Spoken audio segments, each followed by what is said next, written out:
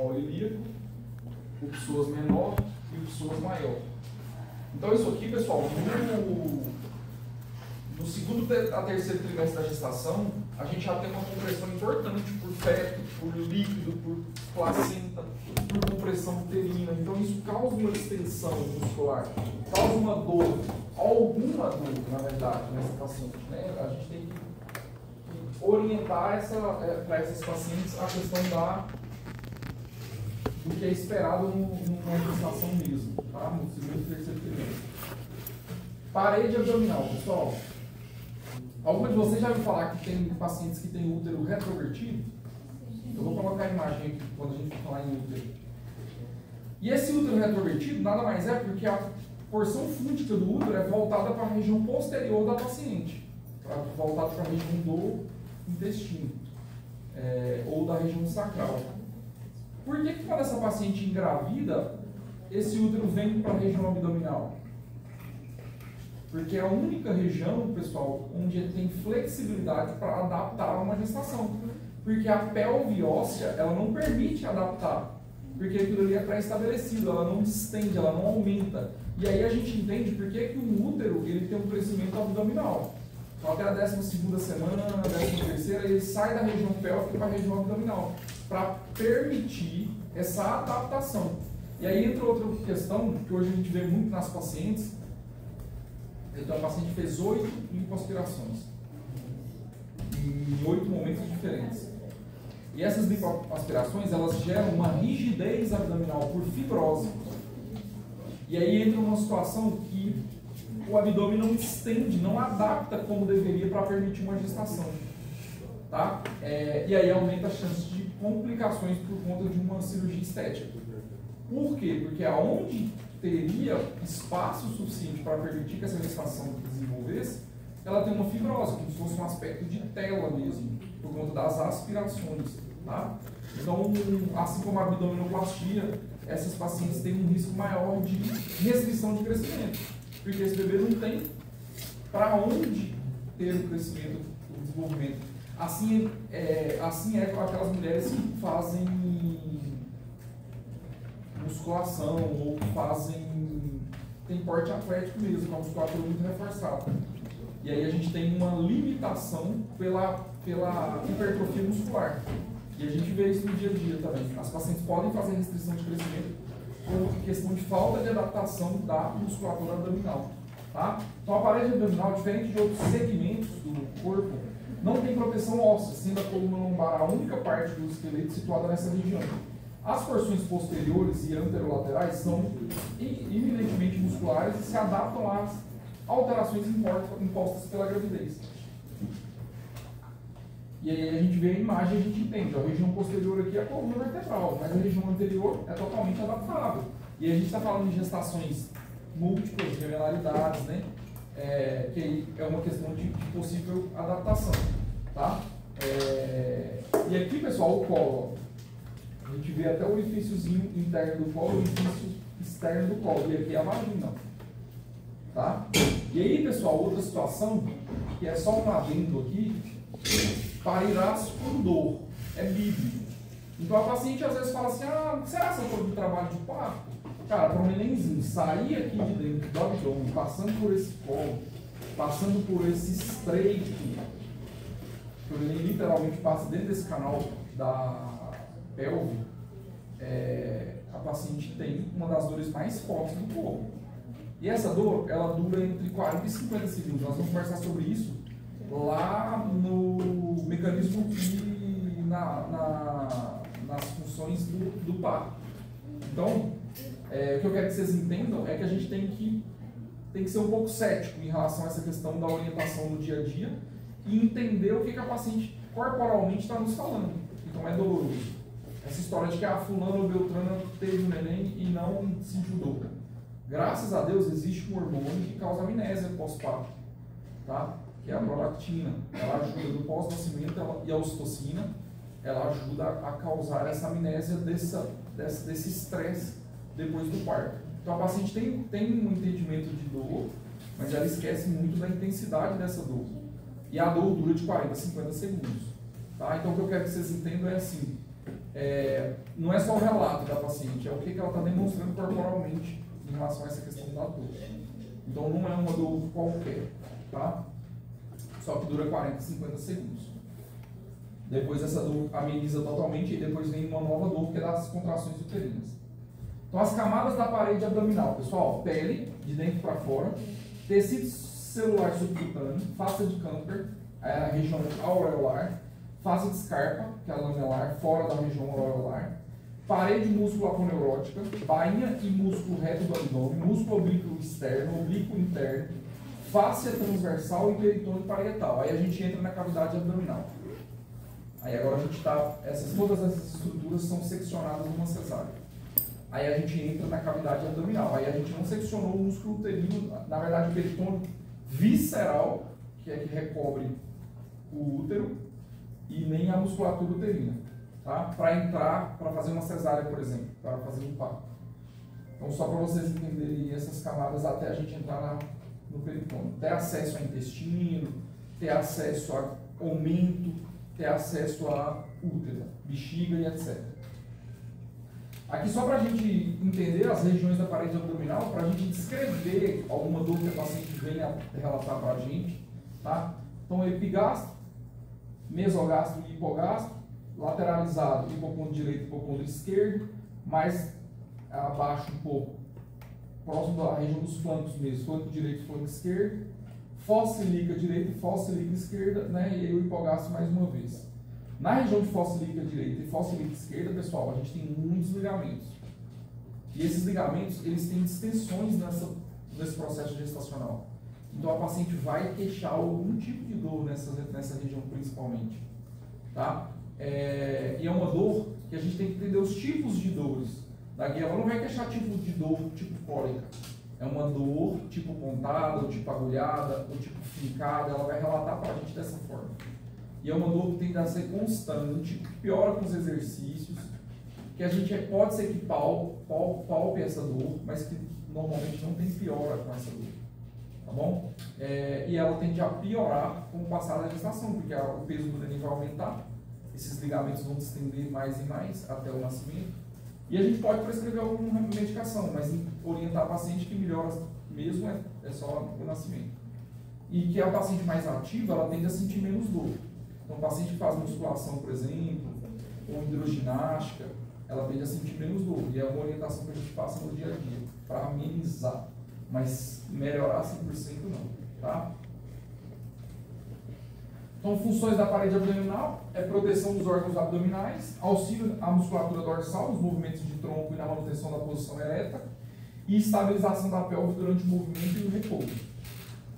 Aqui um corte transversal, só para a gente ver, ó, corpos vertebrais, ó, na porção mais interna, o músculo psoas maior, o músculo quadrado lombar, a gente já vai mais lateralizado, o músculo transverso do abdômen, músculo oblíquo interno, oblíquo externo, e as fáscias, e aqui o músculo reto abdominal.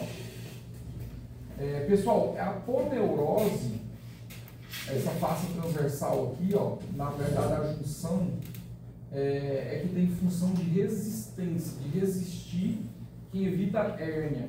Que a gente tem a errônea pensamento, às vezes, de achar que quem sustenta a parede abdominal é o músculo reto abdominal. E na verdade não é. Para, por exemplo, uma herniação, a maior tensão fica na aponeurose. Tá? A gente fecha a musculatura do abdômen e o que recobre esse reto abdominal aqui é onde tem a função maior de resistência, tá? Que é um tecido mais conjuntivo mesmo. E para vocês terem noção, ele é pouco oxigenado. Então, quando a gente está a ponto no procedimento cirúrgico, a gente usa um fio que demora a ser absorvido. Então, assim, qual é o que é mais absorvido mais rápido? Da pele, porque na teoria a nossa carapaça, a nossa proteção, ela é mais oxigenada, ela foi feita para receber trauma. Então, 10 dias, de 8 a 10 dias, a gente já tira os pontos e já está totalmente cicatrizado. Mas a aponeurose não, é que cicatriza mais tardiamente. Então, demora próximo de 30 dias. É um fio que demora um pouco mais para ser absorvido. Então, cada característica de tecido leva um fio diferente para para a gente ter essa cicatrização. O músculo uterino é uma musculatura lisa, né? Então a gente é muito oxigenado. Então ali a gente tem uma cicatrização muito mais rápida, tá? Parede abdominal, então, apresenta alta resistência com mínimo de espessura, 3 pares de músculos laminares, oblíquo externo, oblíquo interno e transverso, que se sobrepõe à parede anterolateral do abdômen, com suas fibras orientadas em sentidos opostos. E aqui eu coloco para vocês, ó, cicatriz, o reto do abdômen, ó, com suas interseções aqui. E aqui, pessoal, ó, o transverso do abdômen, o oblíquo interno, o oblíquo externo rebatido, ó. Então para dar resistência, cada sentido da musculatura segue um sentido específico, para realmente formar uma espécie de rede ali, de proteção, porque é uma musculatura que não tem uma espessura tão grande, tá? E tem uma resistência importante. Região vulvo-perineal, pessoal. A região vulvo-perineal, simplesmente períneo, é uma região losângica situada entre a síntese púbica e o cóccix. É constituída pelos órgãos genitais externos e pelo assoalho pélvico, e se divide em um trígono urogenital anteriormente e um trígono anal posteriormente. Quando a gente fala trígono, leia-se falha.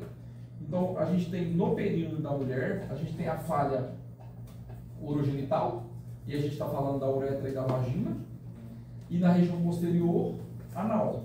Ou seja, é uma região que a gente tem falha nessa questão do assoalho, dessa proteção nessa região do quadril da pelve feminina. E aí é onde acontece os prolapsos. É onde tem a falha, é onde os órgãos podem ser prolapsados por aquela falha. E aí vocês vão ver na ginecologia, por exemplo, pacientes com prolapso vaginal, do útero sair para fora, ou da região da bexiga sair para fora, ou do intestino sair para fora, tá? Porque ali é onde a gente tem uma falha nessa proteção. Então aqui a região, para vocês entenderem, o monte púbico, o clitóris, o ósseo da uretra.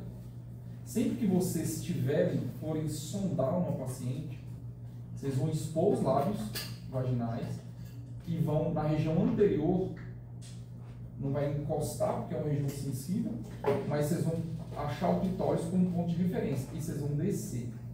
O primeiro ósseozinho que vocês encontrarem é o ósseo da uretra, e é ali que vocês vão passar a sondinha. E aí não tem dificuldade, vocês têm que visualizar a uretra. É simples visualização, só que é da porção interna da vagina, não é externo. Que a gente vê, às vezes, o colega procurando aqui próximo do clitóris, não, é um pouquinho abaixo. O ímen, e a gente tem resquícios de ímen, pessoal, que a gente chama de carúnculas.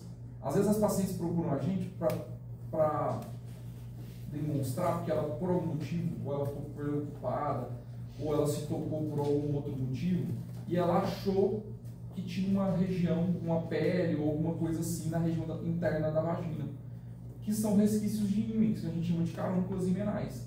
Então, só estou deixando claro isso para vocês, que em algum momento vocês podem visualizar isso no dia a dia, tá, no consultório e tal, e a paciente queixar isso. Passa um espectro na paciente, olha o que é, se realmente é naquela região imenal, e essas carúnculas elas vão persistir para a vida inteira da paciente, tá? Então, o ósseo vaginal, a região de fúrcula, que é essa região posterior, que é onde normalmente acontecem as lesões por traumas do parto, tá?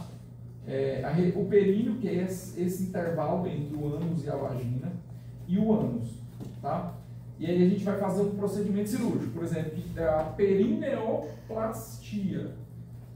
Nos partos, aquelas pacientes que tiveram parto domiciliar, e a gente vai atender elas na ginecologia, já as senhoras, que agora, graças a Deus, é muito raro o parto domiciliar, essas pacientes tinham uma lesão perineal grave. Elas reduziam esse espaço entre a vagina e o ânus, e aumentava a abertura vaginal. E isso favorece infecções vaginais, infecções urinárias, porque a gente tem que entender que a região do ânus é uma região contaminada, e a região vaginal não. Apesar de ter bactérias e fungos na região vaginal, mas é uma região que não tem bactérias patológicas, tá? E aí, quando você tem uma diminuição desse espaço, aumenta a chance dessa paciente ter complicações por conta da E. coli, principalmente, que é a maior causa de infecção urinária e realmente vem do trato gastrointestinal. E aí, a perineoplastia é a gente aumentar essa região cirurgicamente. A gente abre aqui, expõe a musculatura e dá ponto, fechando essa região. Tá? Isso é o procedimento de perineoplastia. Essa redução é fisiológica ou eles fazem um corte? Não, isso, na verdade, o corte é episiotomia. A episiotomia a gente faz um corte lateral. Tá? Eu vou falar sobre a episiotomia mais pra frente, vou até colocar a imagem. É um cortezinho lateral, que é um corte programado. Só que às vezes o parto domiciliar, quando eu falo em domiciliar, é porque não foi assistido. Então essa paciente às vezes lesiona e ela não é corrigida, porque uma coisa é você lesionar e aí naquele mesmo momento você corrigir, porque se você não insere um músculo na sua origem, ele vai atrofiar e vai absorver. Então essa paciente ela tem esse períneo às vezes reduzido por conta de absorção da musculatura ali, do assoalho pélvico.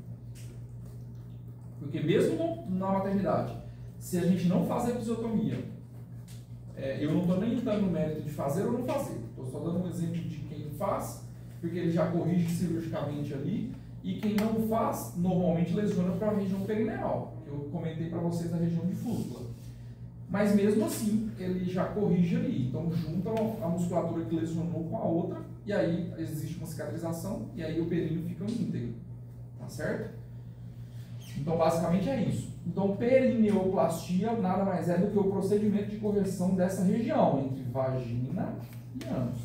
Porque a gente tem um procedimento que a gente faz na parede anterior da vagina, chama colpo de vagina, rafia de ponto anterior ou colporrafia posterior, que é na região posterior da vagina, que é quando a paciente tem prolapso intestinal ou da parede posterior da vagina, e colporrafia anterior, parede anterior da vagina. É porque, de forma genérica, às vezes os médicos falam perineoplastia como sendo esse procedimento anterior e posterior também, mas é uma forma equivocada de descrever. Então, perineoplastia é esse procedimento ali externo do períneo, colporrafia anterior, colporrafia posterior. Agora, pode ser feito colpoperineoplastia, que é essa região posterior. E aí você faz tudo, você faz a porção interna da vagina e a porção externa da vagina. Você está fazendo dois procedimentos, parte interna e parte externa. Porque é aquela paciente que tem sensação de frouxidão vaginal. Aí você tem que realmente unir essa musculatura, certo? E aí não adianta ser só do lado externo, tem que ser do lado interno também. Porque a gente vê muito médico de interior, principalmente, que às vezes o cara não é especializado, não é ginecologista, e ele fecha só a região externa. Aí a gente tem uma abertura vaginal diminuída, onde a paciente às vezes sangra durante o procedimento da relação sexual, e a gente tem uma abertura interna grande, a vagina da paciente é flácida, que a gente vai ter a consequência dos flatos vaginais, que é a paciente que tem sensação de gases, soltar gases o tempo inteiro durante o ato sexual, principalmente por essa correção equivocada da vagina. Vulva é altamente vascularizada, o que lhe confere uma coloração característica. As modificações hormonais durante a gestação a tornam ainda mais vascularizada, o que altera sua coloração nessa fase da vida feminina. Assim, durante a gravidez, a vulva fica edemaciada e azulada, que é o sinal de Jacqueminot, e aqui nós estamos falando em vulva. E a mucosa vaginal também sofre alterações em sua coloração, tornando-se mais violácea, sinal de Cluj. Vulva e vagina, sinal de Jacqueminot e Cluj. Então vocês vão encontrar separado só vulva, sinal de Jacqueminot, e vagina, Cluj. Sinal de Jacqueminot e Cluj quando a gente fala de vulva e vagina, que é essa característica mais escurecida da mucosa vaginal com vulva. E aí, pessoal, isso aqui entra um diagnóstico diferencial, que é sangramento de primeira metade. Às vezes a paciente tem lesão da porção interna da vagina. Então, se eu tenho um sangramento de primeira metade, ou seja, da primeira metade da gestação, eu tenho que fazer diagnóstico diferencial. Eu passo um espéculo na paciente para você ver da onde esse sangramento está aparecendo, da onde que ele está, a origem desse sangramento. Porque ele pode ser simplesmente da parede vaginal. E aí você vai tirar uma grande preocupação dessa paciente. Porque às vezes elas relatam pós-relação sexual após relação do sangreio. Vamos passar um espectro para olhar? Então, isso não precisa ser ginecologista para fazer. Dá um pronto-socorro lá. O paciente foi desesperado, passa um aparelhinho, está sangrando do orifício externo do colo uterino, ou seja, tem associação com a gestação. Não, está da parede vaginal. Esquece, é uma lesão traumática por conta desse engurgitamento, dessa questão das modificações aí. Esses vasos ficam mais edemaciados. E aí ele tem mais chance de sofrer trauma. A vulva possui inervação simpática e parasimpática, responsável pela resposta motora, além de inervação somática, responsável pela sensibilidade. A estimulação parasimpática determina a dilatação das arteríolas, do tecido erétil genital e a constrição do retorno venoso, enquanto o estímulo simpático causa a redução do fluxo arterial para os tecidos eréteis, fazendo com que seus tamanhos diminuam até aqueles que tenham antes da estimulação parasimpática. O assoalho pélvico é composto pelo diafragma pélvico e urogenital e pela face endopélvica. Isso aqui é o que é mais cobrado em prova. E tem uns peguinhas em relação a isso aí, que eu vou mostrar para vocês.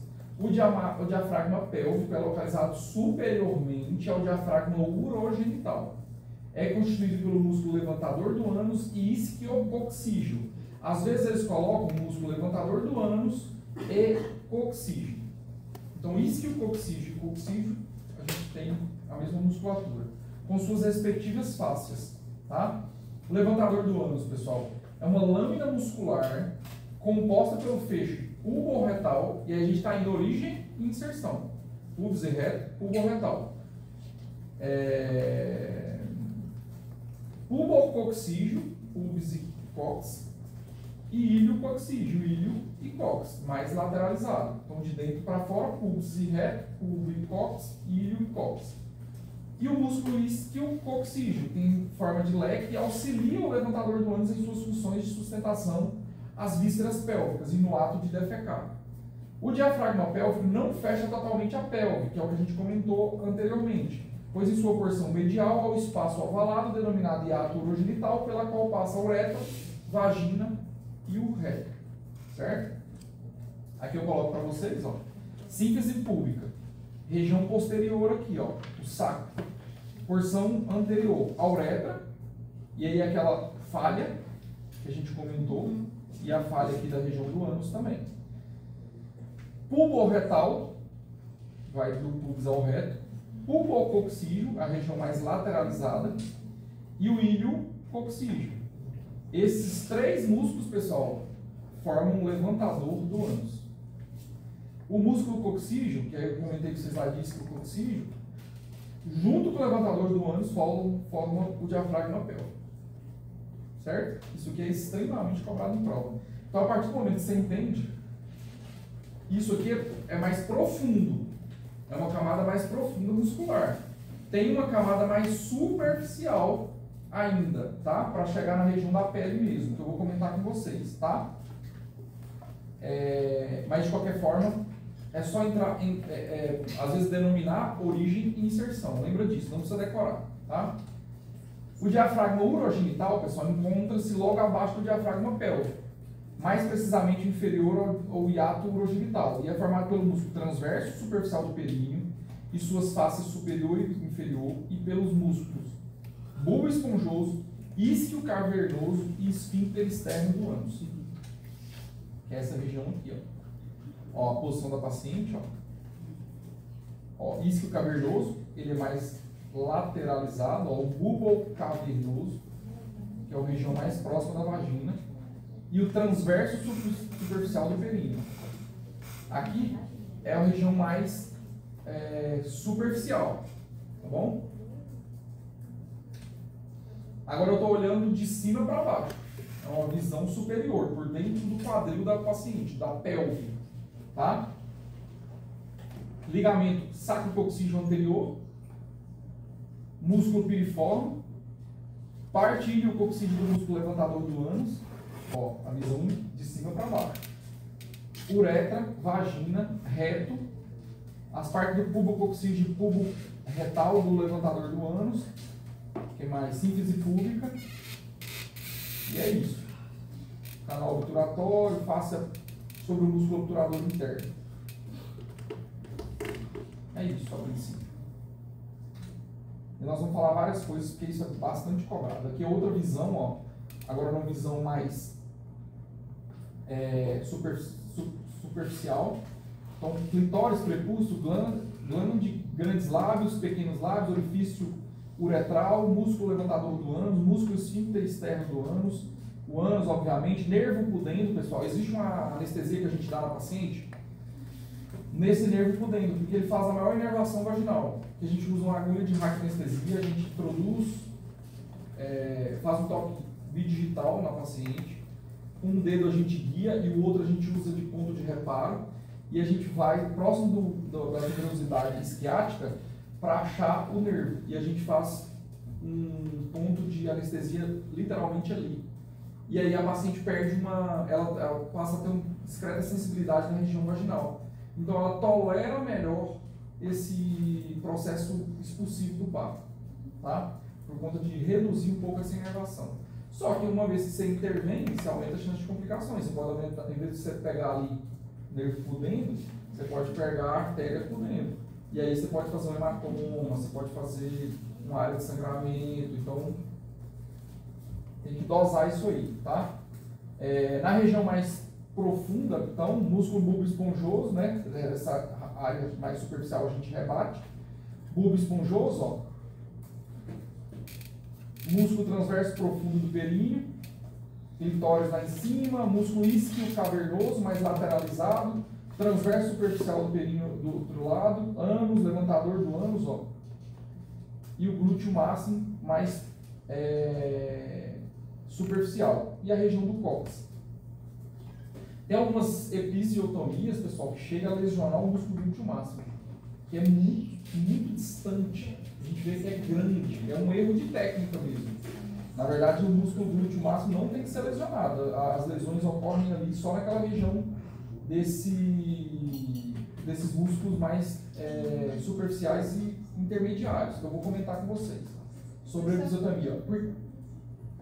Pode falar. Não, eu só pedi para o senhor repetir novamente quais eram os músculos que compõem o diafragma urogenital. Urogenital? Isso. Eu ainda falo sobre isso aqui mais pra frente. Ah, não falo não. Achei que falava. Então aqui, ó, vou repetir. Músculo bulbo esponjoso, isquio cavernoso e esfíncter externo do ânus. O diafragma urogenital. Vou repetir aqui o diafragma pélvico. Pélvico, urogenital. Levantador do ânus, pubo retal, pubococcígio e iliococcígio. Mais o coccígio, levantador do ânus. Desculpa, diafragma pélvico.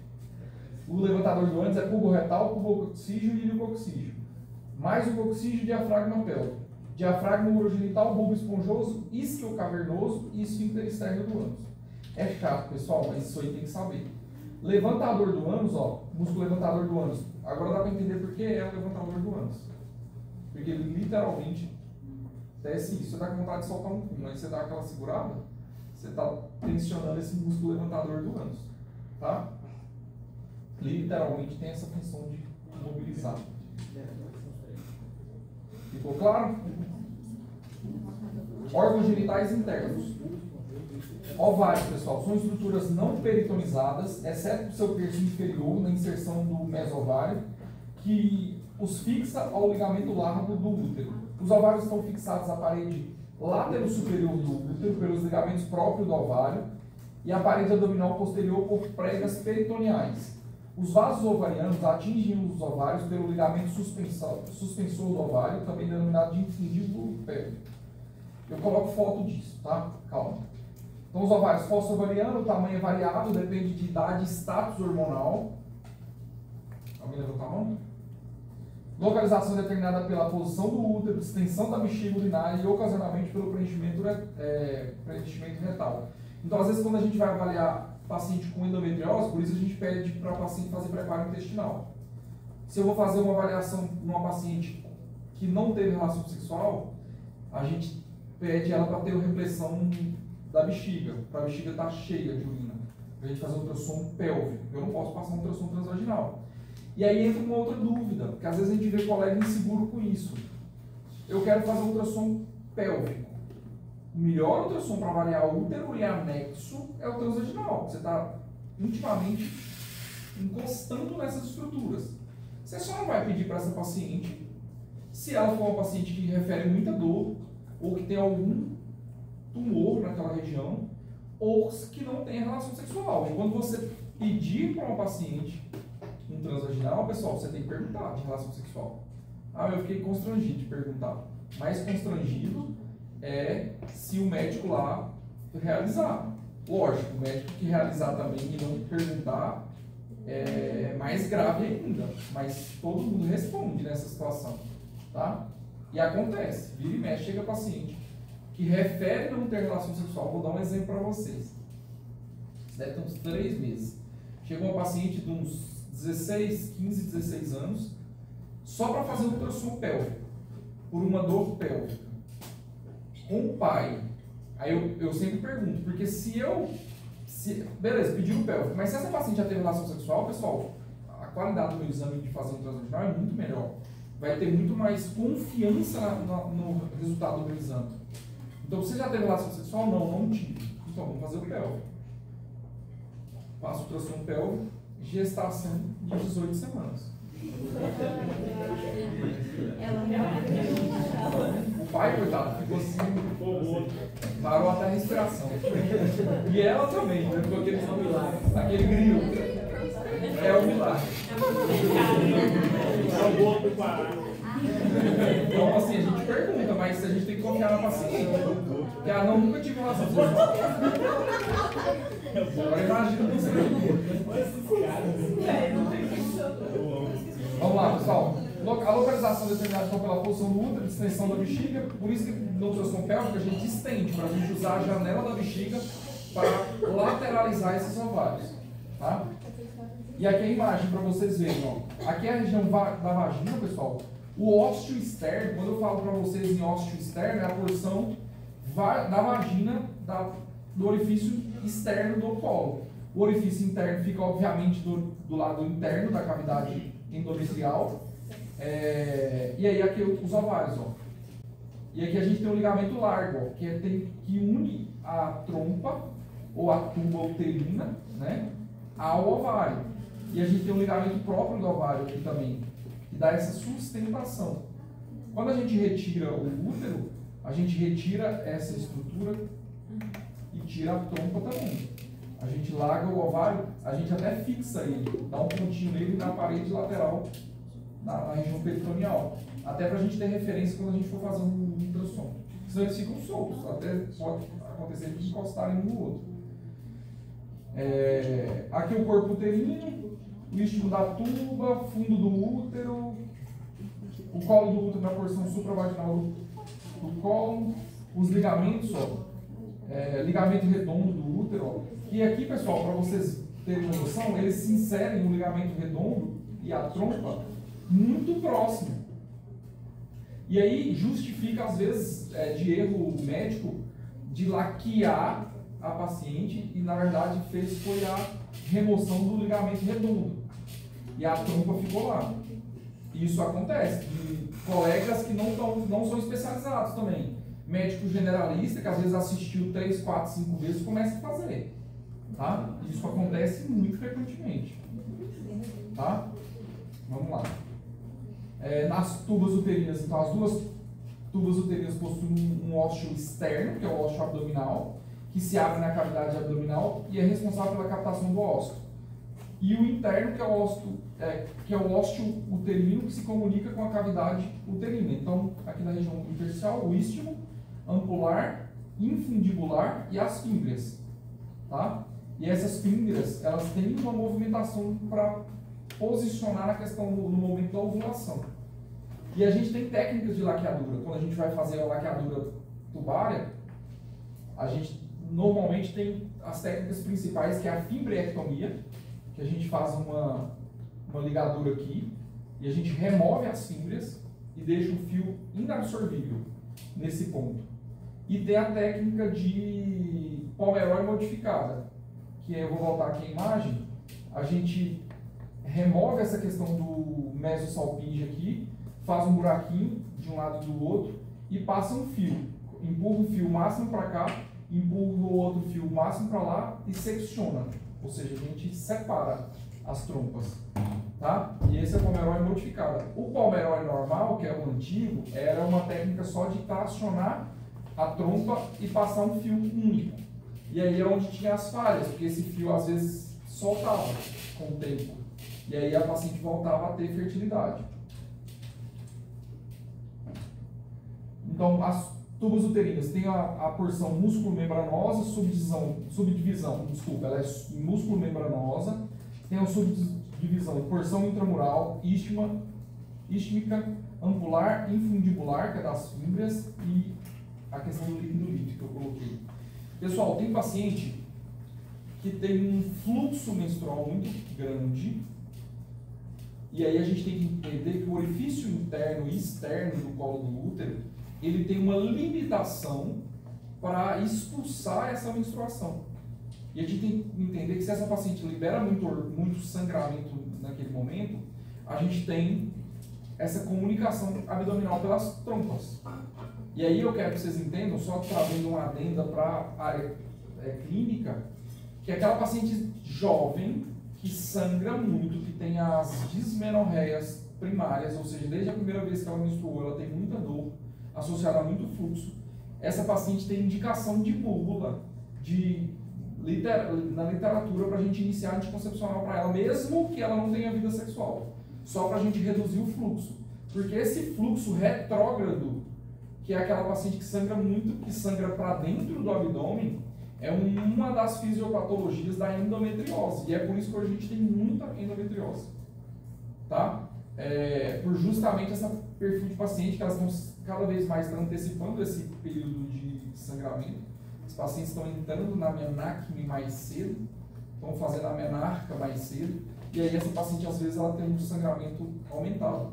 Então essa paciente, se ela tem recorrência desse fluxo aumentado, é interessante que a gente reduza de alguma forma esse fluxo, para prevenir ela de uma inflamação por um sangramento retrógrado. Então, o sangue, ele vai até as trompas e ele sai pela cavidade abdominal? Sai pela cavidade abdominal.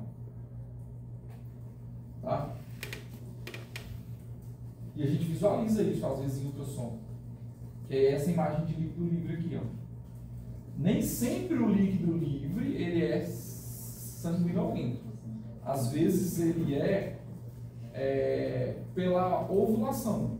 Só pela alteração bioquímica que ocorre ali, às vezes a paciente tem um exudato que libera ali naquela região. Mas só pela questão da rotura da cápsula ovariana, tá? Mas não necessariamente é sangue sempre, até porque pela questão de período. A gente faz muito pouco ultrassom no período menstrual da paciente, por uma questão de higiene da paciente mesmo. Não que para nós médicos seja um problema. Porque tem as pacientes com sangramento disfuncional, sangramento aumentado, sangramento anormal, que a gente tem que fazer. Ela não para de sangrar, tem que ser feito ultrassom. Mas normalmente a paciente escolhe outro momento para fazer o ultrassom, não o período menstrual, por uma questão íntima mesmo, que é complexo, né, para a paciente. E aí a gente vê pouco essa questão do fluxo menstrual retrógrado, mas é uma das fisiopatologias justificadas para endometriose. O útero na mulher não gravídica, ou não grávida, o útero é localizado na cavidade pélvica, entre a bexiga urinária anteriormente e o reto posteriormente. Embora a forma, a posição e o tamanho do útero se modifiquem com a evolução da gestação, no estado pré-gravídico, seus diâmetros são de 7 cm no eixo longitudinal, 5 cm no eixo transverso e 2,5 no sentido antero-posterior. Na porção supero-posterior da cérvix encontram-se dois fortes ligamentos, conhecidos como uterosacros.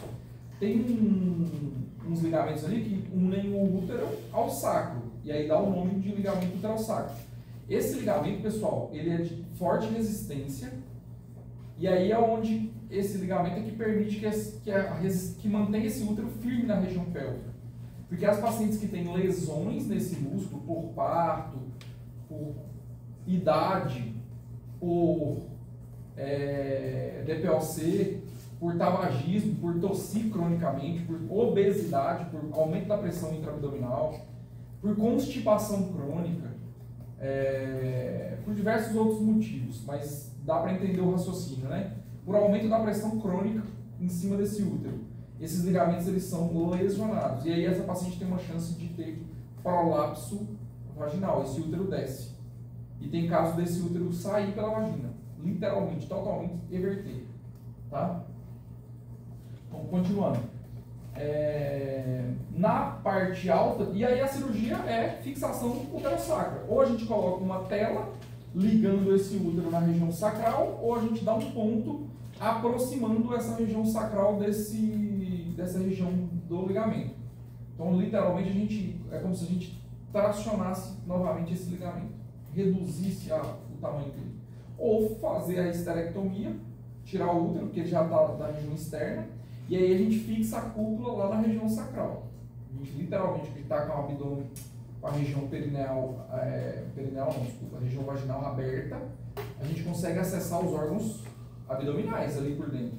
Às vezes os ovários descem ali, ou até parte intestinal, a gente empurra e da região posterior do sacro a gente fixa a cúpula, que é essa região do fundo que a gente gera na vagina no pós-cirúrgico, tá? Então, na prática clínica são chamados de parametros, que se estendem até a parede lateral da pelve e tem a função de fixar o útero na porção mediana da pelve. E esses parâmetros, pessoal, lá na oncologia, no câncer de colo de útero, por sua proximidade, quando a gente tem invasão do tumor de colo de útero, do câncer de colo de útero, nos parâmetros, a gente considera essa paciente um estadiamento clínico 2B. E aí é uma paciente que a gente já não tem critério de cirurgia, porque a gente considera como um tumor infiltrante, é como se fosse metastático, ou seja, uma lesão avançada. Uma vez que a gente tem invasão de parâmetros, a gente infere que a gente tem lesão à distância. Então a gente piora muito a sobrevida da paciente em 5 anos. A gente, quando faz residência, a gente ficou no último ano, durante alguns dias, no Hospital do Câncer. Eu liberei para cuidados paliativos paciente por câncer de colo de útero, e a gente entende por que o câncer de colo de útero é tão importante, porque ele está intimamente relacionado com bexiga, com intestino, com região peritoneal. E aí, uma vez que você tem invasão, pessoal, não tem o que se faça mais para mudar a história da doença dessa paciente. E aí a gente entra na estatística de país pobre. Nossa terceira maior causa de câncer em mulheres é colo de útero. E aí, entrando na história que eu comentei do câncer, do Hospital do Câncer, eu cheguei da alta para paciente com 32 anos, 30 anos, 31 anos, para cuidados paliativos, para reduzir dor e esperar o dia de morrer. Porque não existe quimioterapia e radioterapia que seja efetiva para colo de útero, porque é uma região que tem muito pouca divisão celular, renovação celular, que é diferente de mama. Por que mama é tão tratável? Pelo número de divisão celular que ocorre ali. Então a gente consegue entrar com rádio e com quimioterapia, ou seja, a celularidade responde bem por questão de divisão mesmo, diferente de colo de útero. Colo de útero, quimio e rádio responde muito mal. Então, normalmente, esses pacientes que ultrapassam o 2B são pacientes de cuidados paliativos. Tá? Lógico, a gente tenta cuidar com quimioterapia neoadjuvante, que é aquela antes da cirurgia. Mas se a gente operar um paciente com 2B para frente, você só está causando morbidade. Você não melhora a sobrevida dela. Tá? Para você ver o quanto a região é muito próxima. E você consegue palpar os parâmetros no toque vaginal. Lá na ginecologia, no período que vem para vocês, a gente vai ter esse cuidado. Você vai na região, você vai palpar o colo, e aí tem aspecto nasal, que é mais cartilaginoso, e aí você vai passar o dedo nas laterais e você vai ver a resistência. E ali é os parâmetros. Tá? E quando a gente tem tumores cervicais, a gente consegue ver se tem invasão no toque. Tá? Então, o útero é constituído de massa muscular lisa, o miométrio, e envolto em sua maior parte pelo peritônio, camada fina denominada perimétrio. O miométrio é composto por 3 camadas mal definidas, dispostas em sentidos longitudinais, circular e espiral, com a finalidade principal de facilitar seu desenvolvimento durante o período gestacional e a expulsão do concepto durante a parturição. Pessoal, quero que vocês entendam que a natureza é tão perfeita e por uma questão de seleção natural, o útero ele tem essa espiral muscular que facilita com que a resultante de todas as forças dessa contração muscular aponte para a região cervical, onde a força para empurrar o neném ocorre. E aí a gente tem, para esse entendimento, as malformações uterinas, que a gente tem os úteros septados, os úteros de Delfo, ou os demais malformações específicas, que isso não ocorre. Então a gente pode ter os distúrbios de parto baseado em alguma malformação uterina, onde essa resultante não tem uma efetividade nas contrações. E aí é o que eu comentei com as meninas lá hoje. Eu não preciso esperar 14 horas, pessoal, de um trabalho de parto para saber que aquela paciente não está evoluindo para o trabalho de parto como deveria. Que eu até comentei com elas, a gente vai conversar sobre isso em fases clínicas do parto, mas se essa paciente entra com X de dilatação e ela está com as contrações efetivas, o motor efetivo, ou seja, a gente tem que fazer as dinâmicas, medir essas contrações. Se eu tenho contração efetiva, o parto tem que ocorrer como deveria. As coisas têm que conversar. As variáveis no trabalho de parto, que é trajeto, que é o objeto, que é o neném, e o motor, que é a contração uterina, e o trajeto é o canal de parto, se isso tudo está favorável para que aconteça, se você tem o motor deflagrado, ou seja, está em trabalho de parto, o parto tem que acontecer. Eu não tenho que esperar 14 horas para definir que, por algum motivo, esse polo, o trajeto não tá abrindo, não está dilatando como deveria. Tá? Então, só para vocês entenderem isso, que o parto, existe uma ciência em cima do parto, não é simplesmente igual a gente vê no dia a dia. Tá? Quem está aí nas ligas, que às vezes já teve contato com o parto, que às vezes o médico vai lá admitir a paciente e volta lá só na hora que está em período expulsivo.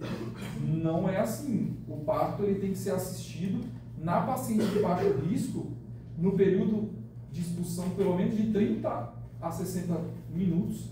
O médico tem que visualizar e quantificar as contrações e visualizar se esse neném está tolerando esse trabalho de parto. No período expulsivo, pessoal, a cada 5 minutos ele tem que reavaliar. Porque ali é um período que, muito rapidamente, esse neném sai de um bebê saudável para uma paralisia cerebral, por falta de oxigenação. Então, ele a cada 5 minutos tem que ouvir o coraçãozinho. Porque se não estiver evoluindo como deveria, tem que antecipar, tem que fazer alguma coisa para mudar essa história desse parto. Não pode fazer essa parte, não? Enfermeiro obstétrico? Então, pode. A legislação hoje, cara, permite até inserção de DIU por enfermeiros, permite, eu vi outro dia, até estão discutindo a questão de ultrassom, de enfermeiro realizar ultrassom. Nos Estados Unidos, o enfermeiro realiza, né? Alguém aqui é enfermeiro? Ninguém? Na outra turma tinha. Cara, aí nós vamos entrar numa questão muito complexa, mas a questão do parto, hoje, lá em Luiz Eduardo, por exemplo, acho que aqui também tem, né? Já inaugurou aqui a casa de parto normal, né? Não tem médico ali. Não tem, é só conduzido por enfermeiros. E aí nós estamos indo. Eu acho que eu não tive oportunidade, mas eu vou falar isso para vocês. Todas as turmas eu falo, que é um desabafo mesmo. O nascer no Brasil é extremamente negligenciado. Extremamente. Obstetrícia é uma área que o cara clínico ele faz parte. O cara cirurgião frustrado, ele vira obstetra. Ele começa a trabalhar como plantonista obstétrico também. O residente de obstetrícia, ele começa a trabalhar como especialista, antes de ter título de especialista. E a gente está falando de um ser que depende de outros. Então, se a gente causa uma paralisia cerebral nessa criança, pessoal, nós vamos tirar uma mãe ou um pai de uma formativa de produção. Então, a gente vai intervir diretamente na qualidade de vida desse familiar. E homem, de forma geral, é ótimo para lidar com esses traumas. A primeira coisa que ele faz é culpar a mulher e sair de casa. E vocês passam a perguntar sobre isso, vocês vão ver que isso é muito mais comum do que a gente imagina. Um filho especial, normalmente, a mãe cuida sozinha. ou o marido saiu, né, e etc., por diversos motivos, mas é questão cultural. E aí, pessoal, a gente vai ver que mais ou menos o custo de um parto normal no Brasil fica próximo de R$ 1.000, R$ 1.400. E aí eu vou entrar numa outra área. A oncologia, um câncer de mama, uma mulher de 55 anos, em média, se gasta entre 80 e 200 mil reais por tratamento. E essa mulher, quando a gente vai ver sobrevida, 55 anos, vamos considerar que ela cure. Então a gente está torcendo para ela que ela se cure. A gente está falando de 78 anos hoje no Brasil, 78 em média de sobrevida. Então, agora imagina se negligenciar o nascimento, que é uma vida inteira. E aí nós estamos falando de internações, porque um bebê especial ele interna mais por infecções pulmonares, por questões infecciosas de forma geral. E nós estamos falando dessa mãe que sai do mercado de trabalho, que envolve a autoestima, cara, envolve tanta coisa envolvida, né, associado a isso. E aí nós estamos falando de casa de parto agora, que é só enfermeira obstetra. E lá na pediatria vocês estudam um doutorino, que é o primeiro minuto do nascimento, que a gente faz diagnóstico diferencial, onde a gente vai decidir se a gente tem que ventilar essa criança, para não ter lesão cerebral, que é aquela criança que nasce com atonia, que nasce sem movimento respiratório próprio, que a gente tem que estimular a ventilação. E aí nós estamos falando de um enfermeiro conduzindo. E aí, se precisar intubar, intubação é um ato médico, ou pelo menos por enquanto é.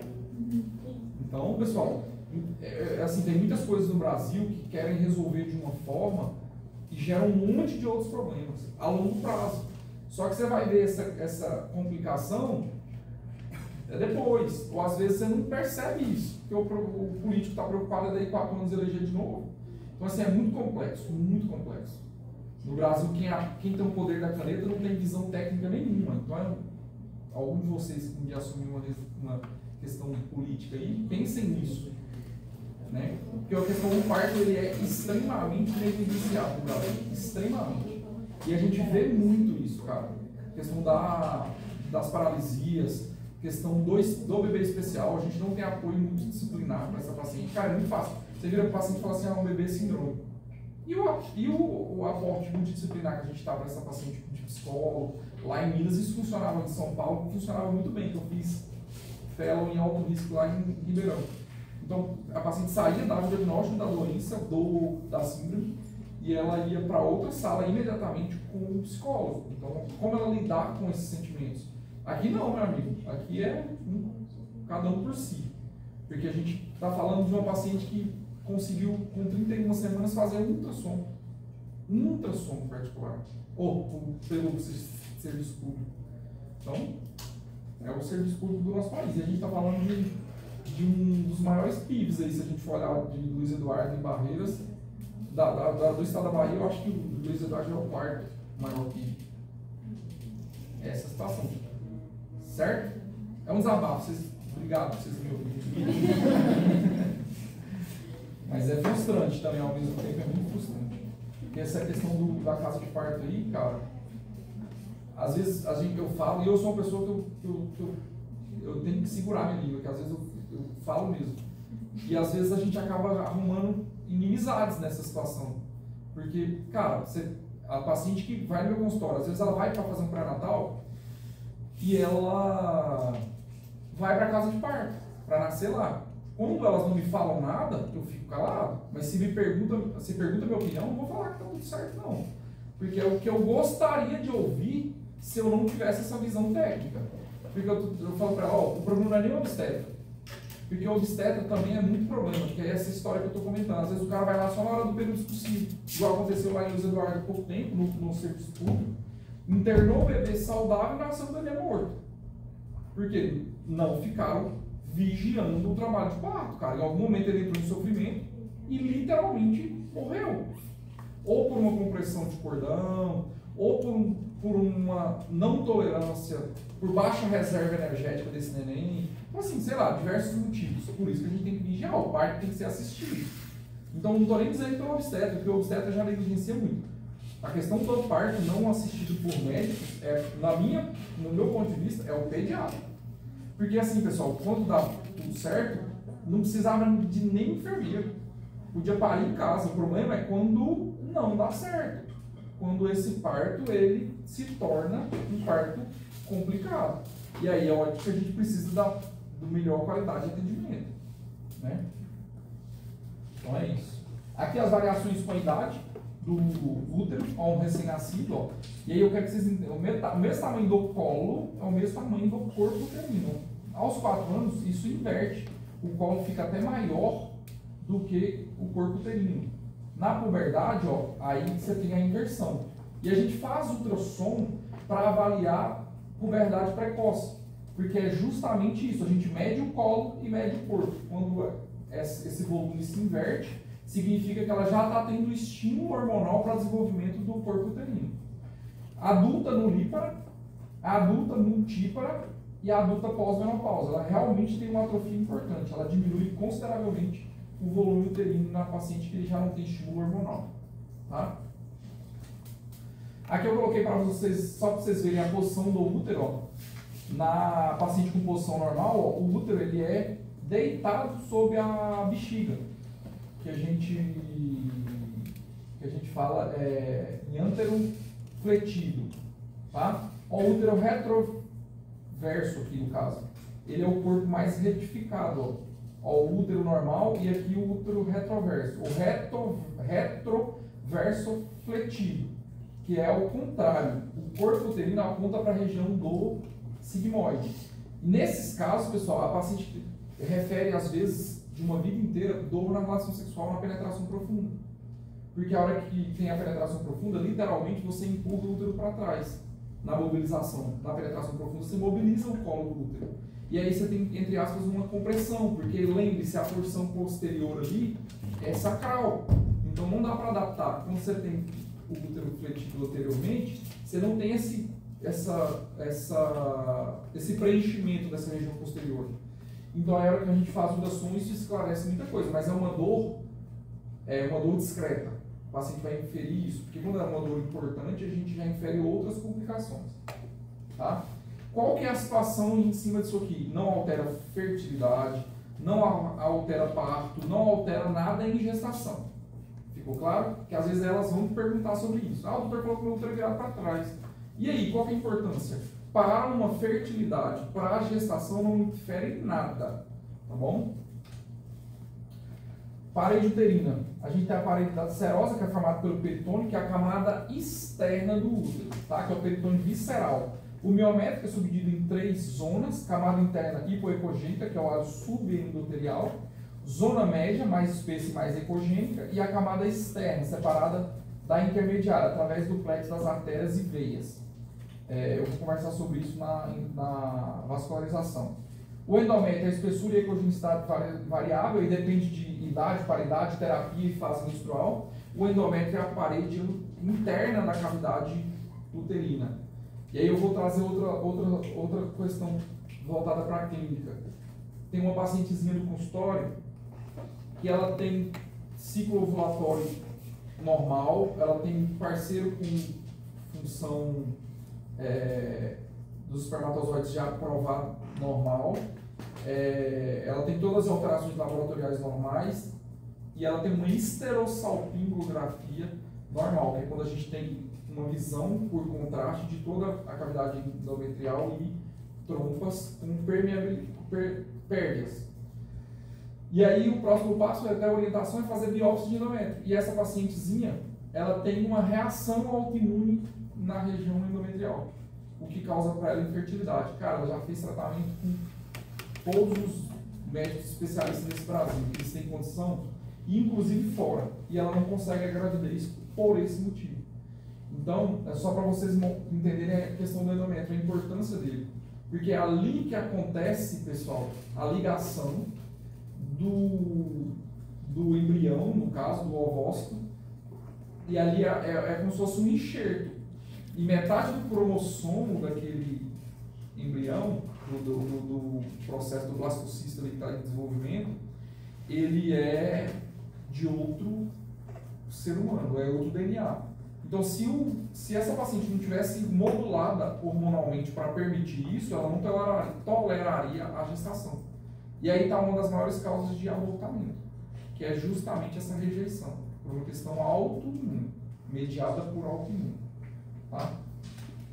Então o colo uterino estende-se em direção posterior e inferior, a partir do isquio, projetando-se através da parede vaginal. O canal endocervical tem uma linha ecogênica.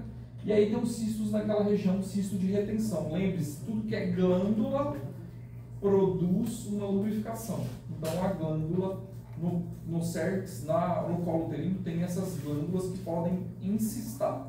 E aí dão esses nomes que vocês vão ver lá no ultrassom e pode gerar alguma preocupação para vocês, mas que não tem nenhuma repercussão patológica, que é os cistos de Naudin. E eles rompem, drenam e não tem importância nenhuma. Tá? A vagina é um órgão tubular com uma cavidade virtual, ímpar e mediano. Ímpar, entre aspas, né? Que a gente tem as pacientes com alteração na formação, tem paciente que tem 2 vaginas, 2 colos e 2 úteros. Tá? Eu já peguei uma paciente que tinha 2 vaginas, ela tinha um septo. A gente expunha a vagina e a gente tinha que colher preventivo dos 2 colos. E ela engravidava em um útero ou no outro. Aí essa paciente, por questão desse septo, hoje a gente abre o septo por cirurgia, previamente, para permitir que ela tenha um parto normal, ou a gente indica cesárea nesse caso. Mas isso não é tão raro assim, tá? Acontece.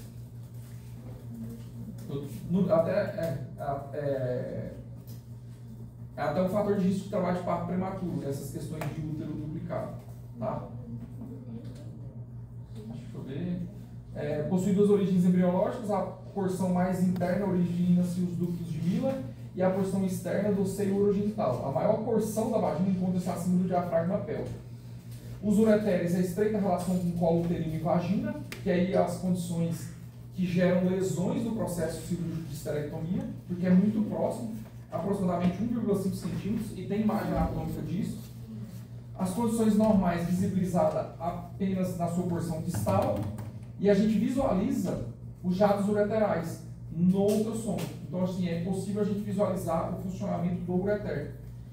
E ainda porque tem o acotovelamento dessa região da uretra na inserção da bexiga e a junção uretero-vesical, onde tem normalmente a impactação de cálculos renais que descem e impactam naquela região porque é a cotovela faz um ângulo ali próximo de 90 graus.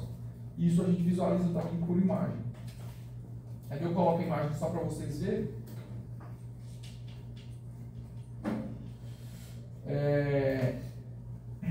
Aqui é a região do reto, ó. A aorta, ela bifurca em ilíaca comum, direita e esquerda, depois ilíaca externa e interna, tá?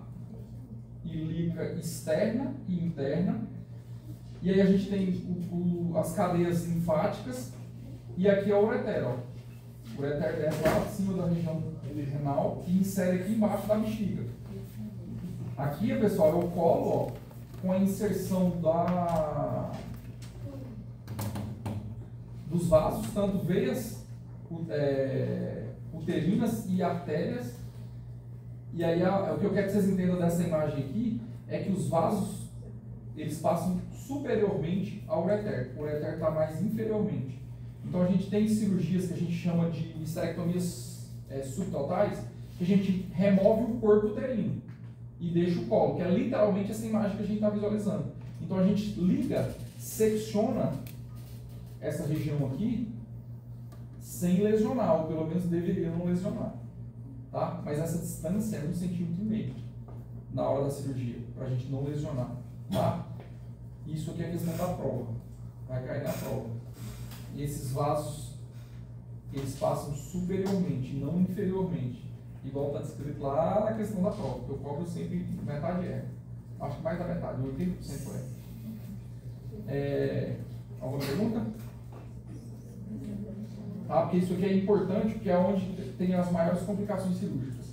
É nessa relação entre ureter e colo do útero aqui. Tá? Aqui é uma região anterior e região posterior. Aqui é o colo do útero, bexiga e a região do sigmoide, reto e ânus. Tá? É uma visão superior. E aqui é uma visão anterior.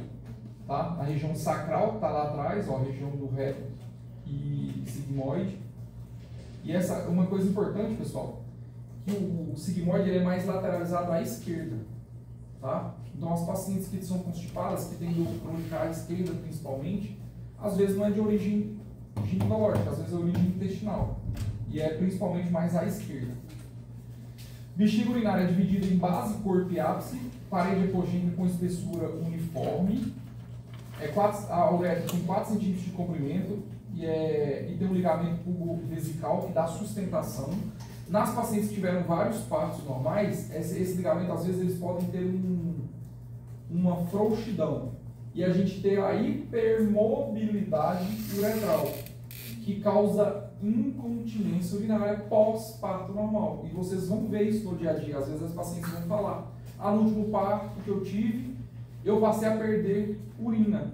Porque a gente não tem um esfíncter que controla essa questão urinária. A gente tem só esse ligamento que dá sustentação na uretra. E aí eu coloco o tamanho da uretra aqui, 4 centímetros, para justificar para vocês por que a paciente do sexo feminino tem tanta mais infecção urinária do que o homem, principalmente, por uma questão do que a bexiga tem que vencer para conseguir entrar, a bactéria, para conseguir adentrar na bexiga. E aí, durante o processo gestacional, onde isso acontece muito mais frequentemente, a infecção, por uma questão de imunidade, de células de defesa. Porque uma vez que o corpo feminino permite o desenvolvimento do embrião e do concepto, que é metade de cromossomo estranho, seu sistema imunológico também fica deficiente. Então ela tem mais facilidade dessas infecções. Certo, pessoal? Ó, a bexiga rebatida aqui, ó. E aqui a uretra, ó, onde ela insere ali, naquela falha. E o pubis aqui, bem anteriormente. Aqui é outra visão, ó, bexiga e uretra. Aqui é o ósteo, ó, uma visão interna do trígono, onde insere aqui o ureter. Aqui é outra visão, um corte que a gente visualiza a bexiga, ó, a uretra. Aqui é a vagina da paciente, ó. Aqui é o ósteo. E aqui é a vagina, ó. Ó o colo uterino, que é aqui que a gente passa o espéculo e colhe material aqui dessa região, do colo uterino, que é o Papa Nicolau, preventivo, ou prevenção, ou colpocitológico. E a região posterior, o intestino, o reto sigmoide, tá? A trompinha voltada para posterior e o ováriozinho aqui em cima, tá, pessoal? Ligamentos. Ligamento largo, que revestem o útero e mantêm em suspensão o ovário, envolvem o tubo uterino, formam o mesosalpinge e mesovário. Ligamento redondo, que a gente mostrou naquela imagem anterior. Ligamento uterosacro, que a gente comentou. E o ligamento cardinal, que são os ligamentos que têm próximos à região cervical, próximo ao colo do útero também, mas mais anterior aos ligamentos uterosacros. Aqui eu coloco a imagem novamente, ó, os ligamentos cardinais, ó, e o ligamento uterosacro lá mais posterior. O peritônio, cavidade anterior, que é pré-uterina, e posterior, retrouterina. Os recessos, que é vésico-uterino, que é essa imagem aqui, ó. Vésico-uterino essa porção anterior e retrouterino essa porção posterior. Porque aqui às vezes tem paciente que tem focos de endometriose nessa região. Ou grande quantidade de líquido numa gravidez ectópica, por exemplo. Aí essa descrição vem no laudo do ultrassom. Onde que é que está acumulado? Então, retrouterino, no fundo do saco de Douglas, e o vésico uterino. Reto sigmoide contém gás e material fecal, e é onde tem peristalse também, na imagem, tá? Sigmoide reto, ó, nessa região posterior, e aqui, ó, mais à esquerda da paciente. Imagina que você está tendo uma visão superior da pelve, mais lateralizada à esquerda, tá? E aí a gente vê aqui também, ó, a aorta com a bifurcação, a aorta é mais à esquerda e a veia cava à direita. E é por isso que a forma correta da gente, numa gestante, medir a pressão é em decúbito lateral esquerdo, que a hora que você deita a paciente do lado esquerdo, você tira a pressão uterina sob a veia cava, porque ela é mais, o nível pressórico ali é muito menor e ela não tem uma camada muscular tão intensa quanto as artérias e a artéria aorta. Então, quando você joga o peso para a artéria aorta, você aumenta o retorno venoso e você equilibra melhor essa mensuração pressórica, é mais fidedigno do que medir ela, por exemplo, sentada, igual a gente vê no dia a dia. Logicamente, quando o útero e o concepto já tem um tamanho considerável, pelo menos aí 26 semanas de gestação, tá? Mas é isso. Suprimento vascular e linfático e nervoso da pelve feminina. Os órgãos genitais internos femininos recebem todo o seu suprimento sanguíneo arterial a partir das duas artérias uterinas e das duas artérias ovarianas. A primeira deriva das artérias ilíacas, interna direita e esquerda, e artérias ovarianas das paredes laterais da aorta. Aqui, ó, a aorta, pessoal, é quem vai dar o suprimento da artéria ovárica, que é do ovário. E a artéria ilíaca, quem vai dar origem à ilíaca interna. E a ilíaca interna, cobra muito sim em prova, tem outro nome que é hipogástrica, que eles perguntam ligadura de hipogástrica, tá? Mas é um nome alternativo, mas vira e mexe eles cobram esse conhecimento. E existe essa ligadura de artéria ilíaca interna como forma de tratamento na hemorragia puerperal. Como a irrigação uterina vem mais dali, o suprimento uterino vem muito mais daquela localização, e a paciente está em hemorragia maciça, você vai lá e liga, literalmente você interrompe o fluxo. E aí a artéria ovárica mantém esse útero sem necrosar, mas o suficiente para não sangrar, para a paciente ter o útero para umas futuras gestações. Então, olha que interessante. Para preservar o órgão da paciente, você liga o suprimento arterial. Mas como essa paciente tem circulação colateral com a artéria ovárica, você pode, e lógico, é aquela história, a estrada é pequena porque ela é pouco usada, entenda-se, o vaso é pouco calibroso, mas o suficiente para mantê-lo viável e o suficiente para cortar esse sangramento massivo.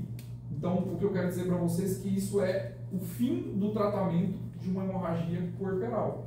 E a gente vai falar sobre isso lá no final do período, tá? Literalmente, você dá um ponto e liga.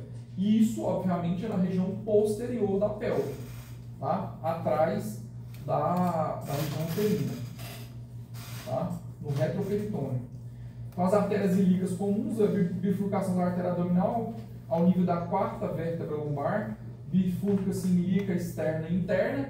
E aí, cuidado com a ausculta de BCF, que às vezes a gente escuta lá bem lentamente, principalmente na região de topografia das ilíacas, que às vezes vocês estão ouvindo pulsação de ilíaca e achando que é frequência cardíaca fetal. E acontece, às vezes, do colega encaminhado, colega clínico encaminhar como se fosse bradicardia para o pronto-socorro, justamente por essa questão. Então, se você está na dúvida se isso é um sofrimento fetal ou uma bradicardia, pega o pulso da paciente para comparar com a ausculta do sonar Doppler, tá? Então, a ilíaca externa estende-se pelo ligamento inguinal e vai se formar a artéria femoral.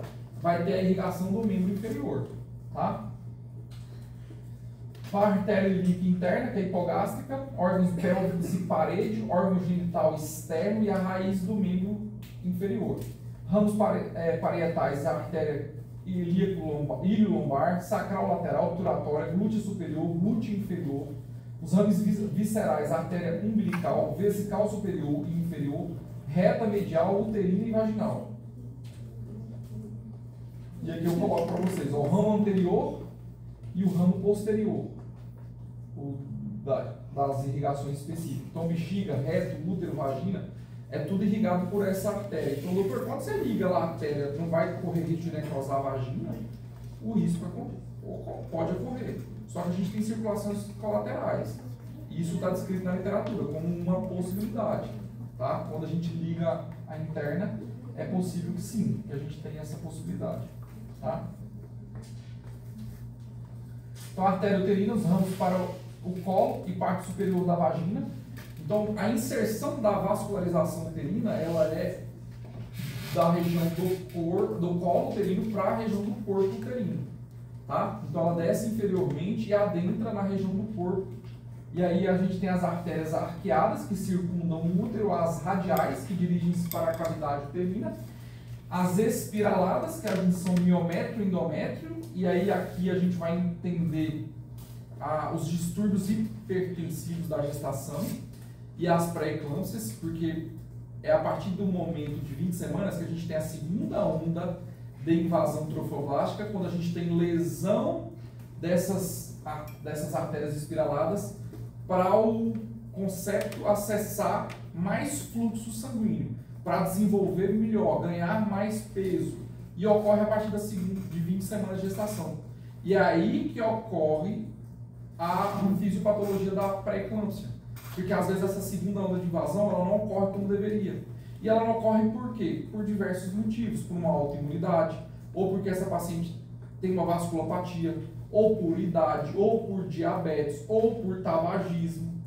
Entende? Então, por diversos motivos, essas artérias elas não são desfeitas e geram um ambiente de baixa pressão. Às vezes elas geram um ambiente de alta pressão por calcificação nessa parede vascular ali, tá? E aí a gente tem um fluxo uterino placentário diminuído. E aí começa toda a fisiopatologia dos distúrbios hipertensivos próprios específicos da gestação. As artérias ovarianas, a origem da aorta abdominal, abaixo das artérias renais. E aí tem algumas variações que podem ser de artérias renais, mas sem importância funcional, tá? E a anastomose ramo anexial da artéria uterina, mais a artéria ovariana, então tem uma comunicação útero-ovário. E aí entra uma situação importante que a gente estimula de forma geral a laqueadura ou ligadura tubária, e a gente pode de alguma forma intervir nessa circulação colateral, e a gente interrompe, e a gente pode causar de alguma forma uma diminuição da funcionalidade ovariana, ou seja, alguma dessas pacientes podem cursar pós-laqueadura com disfunção hormonal, aumento do fluxo menstrual e até antecipação da interrupção do climatério, ou seja, entrar na menopausa. Então é possível acontecer isso por conta dessa circulação, dessa comunicação, dependendo da técnica que o médico usa para essa ligadura. As veias são plexos venosos uterino e vaginal, a veia ilíaca interna, ou seja, acompanha a artéria ilíaca também. Os plexos pampiliformes, as veias satélites dos ramos da artéria ovariana, veias ovarianas direita e esquerda, né? Vem da veia cava inferior esquerda, da veia renal esquerda também, tanto assim como a direita. E aqui eu coloco para vocês só um esquema para vocês entenderem. A artéria uterina, elas adentram aqui embaixo, ó, inferiormente. Desculpa, aqui em cima. Aqui é a vagina. Aqui, ó. Que aqui é a região onde divide colo e corpo uterino. E aqui é a uretra, ó. Nessa imagem dá pra gente ver, ó, a uretra indo abaixo da artéria uterina. E a gente vê, ó, ela adentra, tanto ela lança ramos superiores e inferiores, e aí vai inervar a região vaginal, que aqui já é vagina, que já não tem parte uterina. E aí as arqueadas são as artérias, que são essas que dão a volta, ó, no corpo. As radiais espiraladas são as que adentram na musculatura uterina, tá? Quando a gente secciona, a gente liga aqui e liga aqui para a retirada do útero, e a gente abre a região vaginal aqui para retirar, ó, o bloco completo. E aqui é a questão da comunicação, ó, pessoal, da artéria ovárica, que aí manda fluxo tanto para a trompa, para a tuba uterina, quanto para o ovário, e também a circulação colateral com o útero. E aí, pessoal, se eu ligo esse vaso aqui, ó, eu de alguma forma estou intervindo essa circulação colateral. Por isso que a questão da fimbriectomia eu uso mais quando o paciente quer laquear, de uma forma de tentar minimizar esse dano nesses ramos aí, tá? Tá terminando. É uma aula chata mesmo, que é bem extensa e é muita informação. Os linfonodos e drenagens linfáticas, os linfonodos ilíquicos comuns, ilíquicos externos e ilíquicos internos. Aí os ovários são linfonodos aórticos, e eu vou mostrar para vocês aqui, ó, nessa imagem. Ó. Essa drenagem linfática, pessoal, quando a gente faz um procedimento cirúrgico oncológico, a gente tira regiões linfáticas para a gente fazer a pesquisa de linfonodo sentinela, para ver se já tinha lesões naqueles linfonodos, ou seja, células cancerígenas naquela região, porque a gente já infere que tem doença à distância. Isso faz parte do TNM, que é a estratificação do estadiamento do câncer. Tá? T é o tamanho do tumor, N é acometimento linfático e M é metástase, quando você faz tomografia do fígado e tem lesão no fígado, por exemplo. Então a gente vai dar um número. A paciente é T2, T3, T4, N1, N1. Então só para vocês entenderem essa estratificação, e aí entra essas questões da drenagem linfática. Eu vou voltar aqui só para vocês verem. O útero, região inferior do corpo, os linfonodos ilíquicos externos. O útero, fundo e região superior do corpo, os linfonodos aórticos. As trompas, linfonodos aórticos. E a vagina, os linfonodos ilíquicos internos e externos, inguinais e superficiais.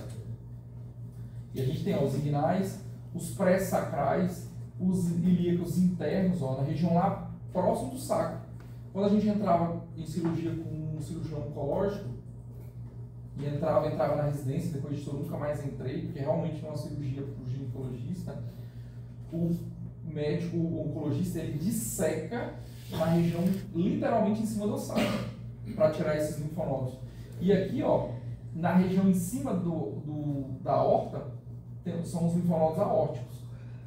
Teve um caso de uma cirurgia que a gente entrou numa paciente de câncer de endométrio, que ele vai literalmente secando em cima da aorta, porque nós estamos falando de linfonodos de 3, 4 milímetros, 5 milímetros. Quando está doente, é que faz 1 centímetro de nódulo, região nodular. Mas quando ele é saudável, 3, 4 milímetros. Porque se tem um doente, ele retira o doente para confirmar e pronto. Mas se estão todos macroscopicamente saudáveis, eles têm que tirar uma cadeia mais importante. E aí teve uma lesão na aorta, nessa paciente, que teve que dar ponto na aorta. Não, encheu rapidamente o papel da paciente de sangue. Aí deu ponto na aorta e corrige e etc. O maior risco ali é por lesão endotelial, trombose. Aí anticoagula o paciente no pós-operatório. E é isso. Respira. Certo, pessoal? Mas aí é cansativo, é chato, mas é extremamente cobrado. Então é interessante que vocês consigam dar pelo menos uma lida nisso hoje, para pelo menos fixar pelo menos a musculatura, o levantador do ânus, diafragma e etc.